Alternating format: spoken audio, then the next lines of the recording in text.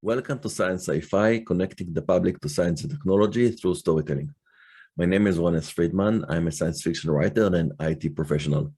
Recently, in a number of media discussions, it appeared that many people believe that one of the biggest risks to this planet is overpopulation.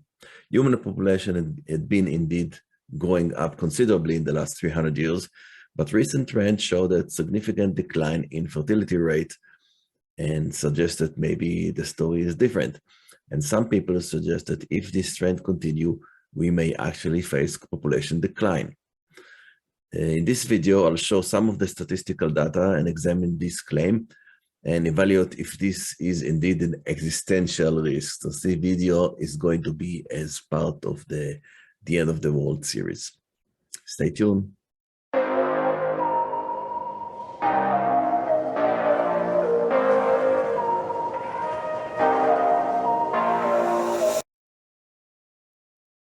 As I said earlier, today's topic is population collapse as a result of fertility rate decline. To the left, we have the picture from the fall of Rome.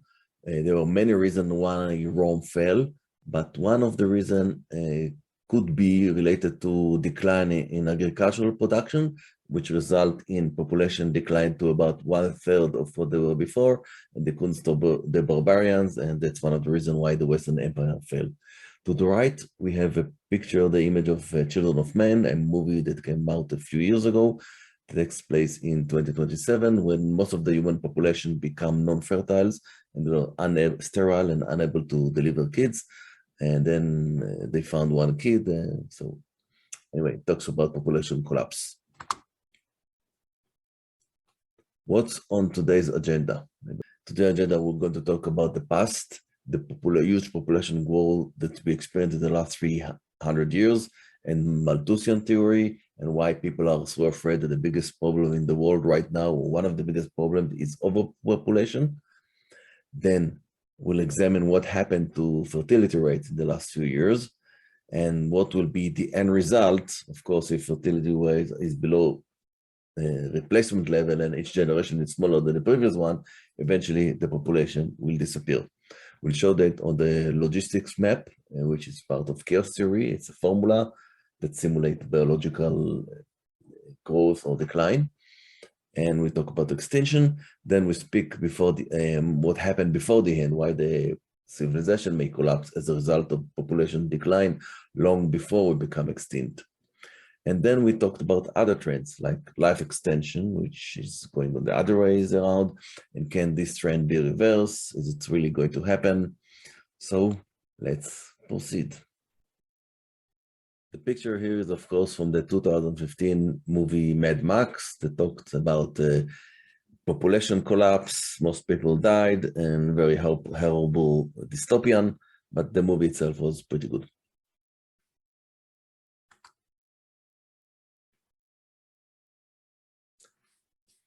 In the 1970s, there were a number of books came out. There were a lot of warnings, and a lot of people were afraid of overpopulation, that this is going to destroy the environment, consume all the resources. Movies like Soylent Green came out at that time, and there was huge fears that the end of the world is coming, and the reason for this is overpopulation, just too many people.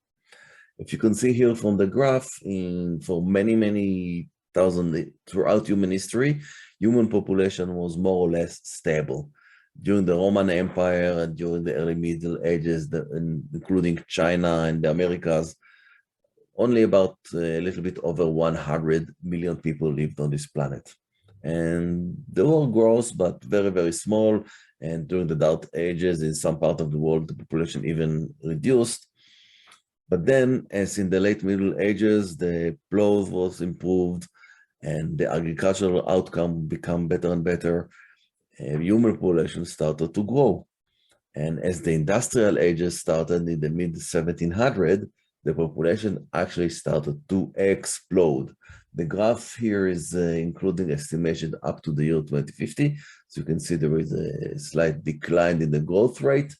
But right now, before 2020, it looks like the population was really almost in a straight line up. We are going to fill up the planet. It's going to be very bad and not enough resources for everyone.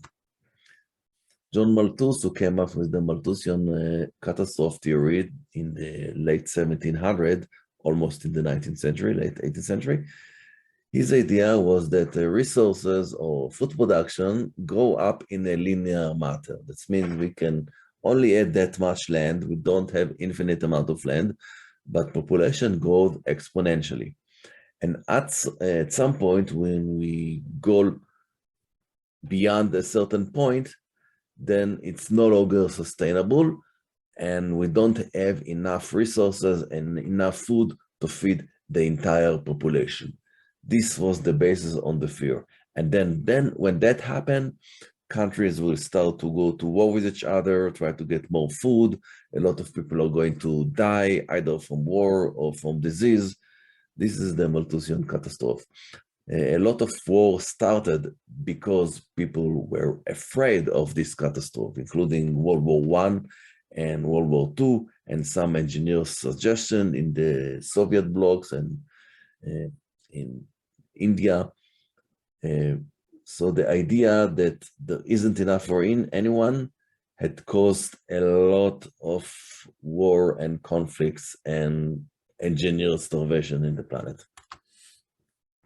But what we've seen in recent years is actually a different trend that started not too long ago, perhaps 30 years ago, and that is a population decline.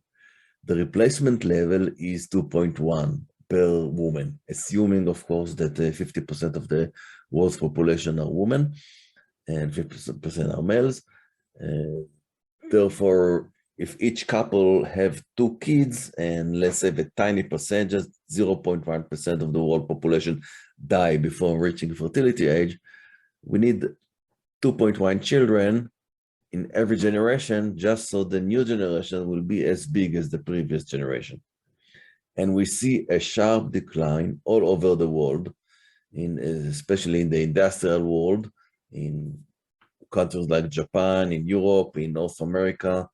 Africa still have a positive, and even India now no longer have a positive rate. Like population in China and India grew up to a very high number, over 1 billion people.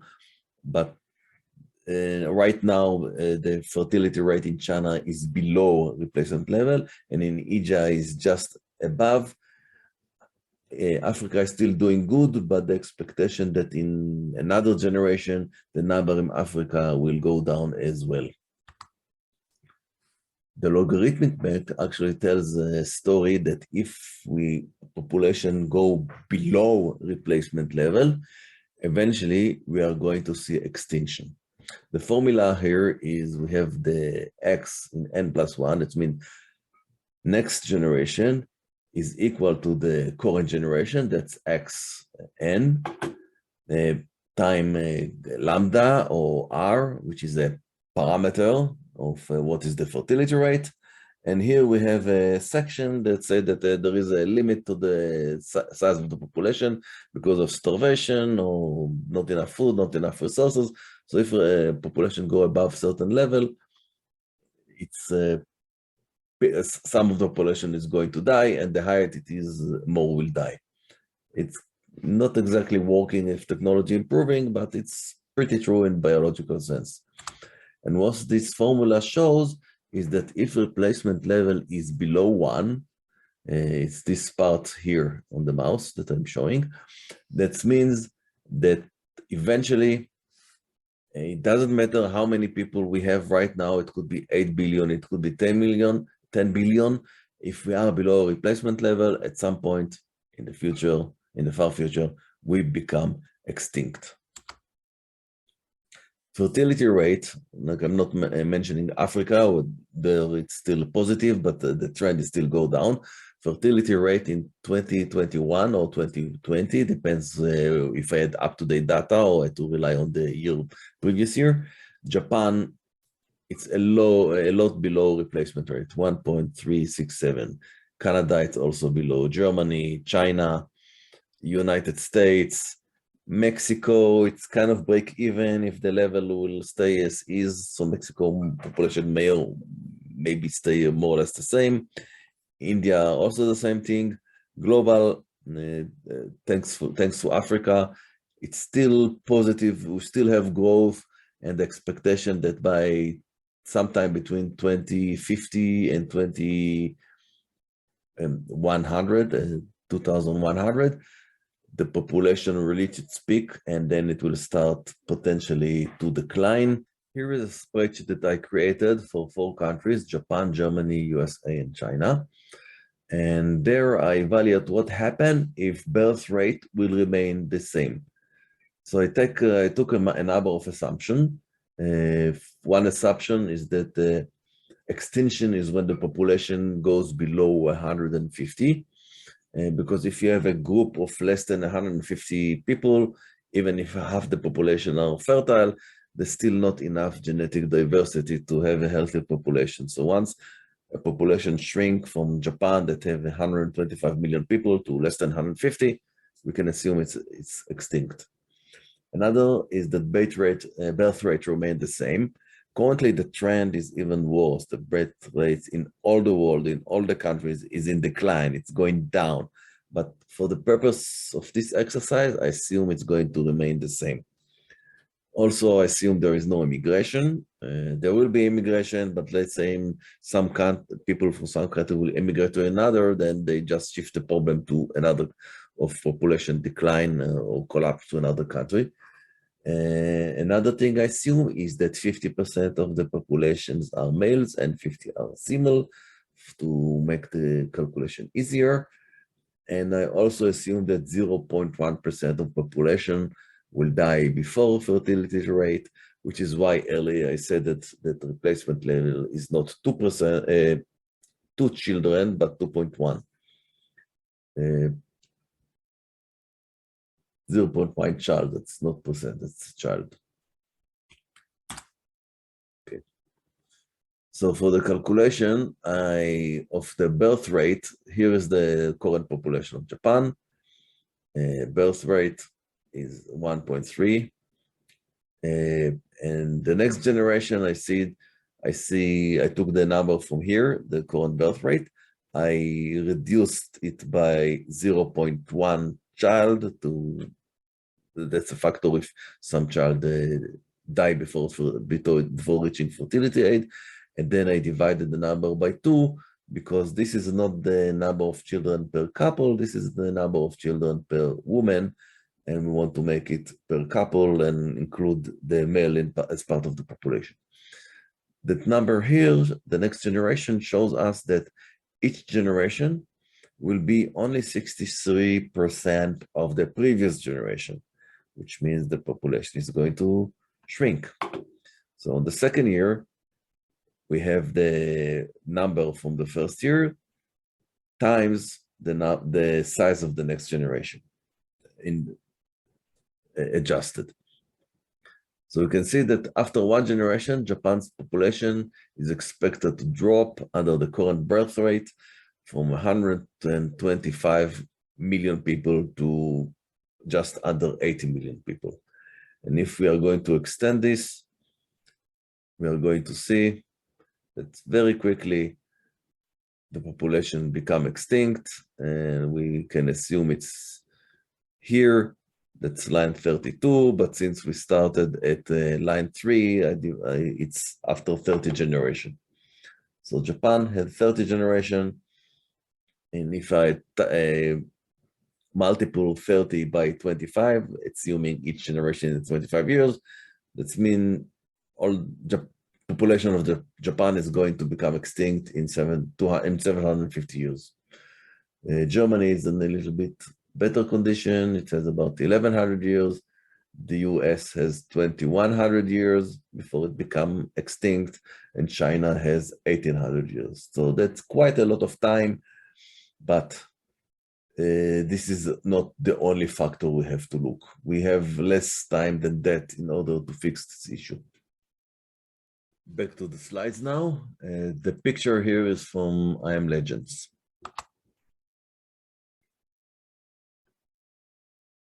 Okay. Now, what is going to happen before the end of, before we totally become extinct? Civilization can collapse just even when the population is half of what it was before. It doesn't really need to reach 0 or 150 people. Like, think what happened to the labor force. If we have upside down pyramid, as one of the parameters here below, that we have a lot of old people and very few young people that need to support and the entire economy and the older people, how the labor force is shrinking labor force will work, what will happen to industrial production. It's not only that they don't going to have enough labor, but also not enough people to sell products to. So a lot of knowledge is going to disappear. What will happen into real estate? We're going to have a lot of ghost towns. Like today, we're using the last few hundred years, the population always grows and grows and grows very fast.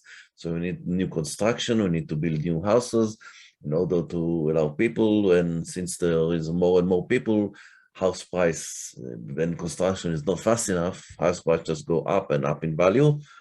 But what happens if we have enough houses and enough people is shrinking and we need fewer and fewer houses? Like what will happen to real estate price? What will happen to everyone who have a construction company, a working construction?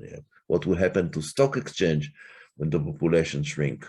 It's and then we may even have war over people. Like one of the theory I have that the crisis we currently have in the Ukraine is that Russia wants to take control of part of Ukrainians that have a majority of Russian population because they need more people. Like Ukraine also need more people, so they may have wars over when we have declining population.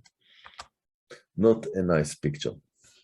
Now, what trends can overcome what we see now in terms of population size that can negate the decline in fertility rate? One of the things that is the trend that is going on right now in recent years is increased in life expectancy. People are able to live longer and longer and longer. And with new gene therapies and new medical therapies, this trend is continue to become even better, and people will live for a very long time. Maybe we are going to become like elf, like Elrond here in the picture below from Lord of the Ring, or maybe we are going to become close to something similar to immortals, like the movie Highlander. And yeah, some people say we are technologically and medical science are advancing very fast. So if we have people are not dying or people are rarely die, then even though we have fewer and fewer kids, the population can be sustained. I'm not exactly sure what is the mathematical model if life expectancy is going up indefinitely. But we may not shrink just because we are able to live longer.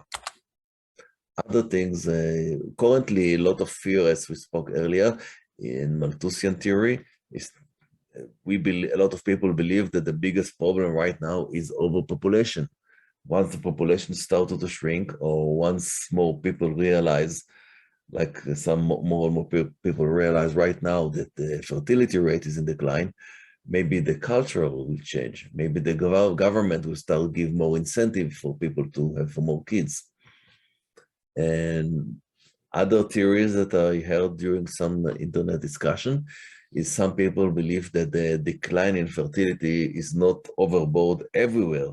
It is taking place for the general population, but some pockets, some groups, some subcultures, they still believe in having lots of kids.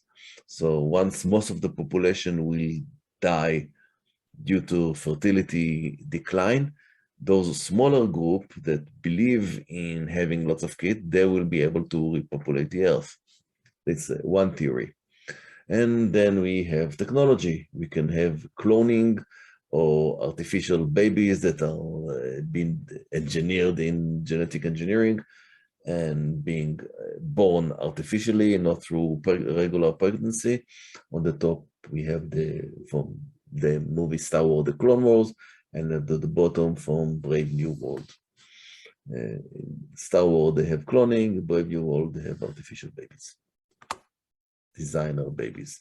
In conclusion, in the past, we were used to population growth.